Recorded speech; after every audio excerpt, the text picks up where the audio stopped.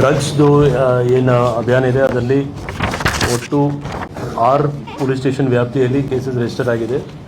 ನಮ್ಮ ಈಸ್ಟ್ ಝೋನಲ್ಲಿ Hebbagodi, Yelahanka town, new town, Mico layout, ಪರ್ಪನಗರ, ಬಾಗ್ಲೂರು ಮತ್ತು ಬಾನಸವಾಡಿ ಇದು ಎಲ್ಲ ಸೇರಿ ಟೋಟಲ್ 13.71 crores ಡ್ರಗ್ಸು ಸೀಸ್ ಆಗಿದೆ.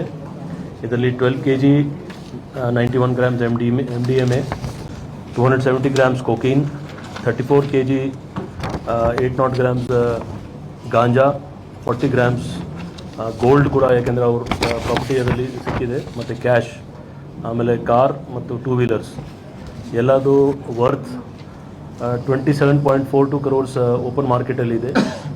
ಇದರಲ್ಲಿ ಒಬ್ಬ ಫಾರಿನರ್ ಮತ್ತು 7 ಜನ ಬೇರೆಯವರು, ಇದರಲ್ಲಿ 4 ಜನ ಬೇರೆ ರಾಜ್ಯದವರು ಮತ್ತು 3 ಜನ ಕರ್ನಾಟಕದವರು.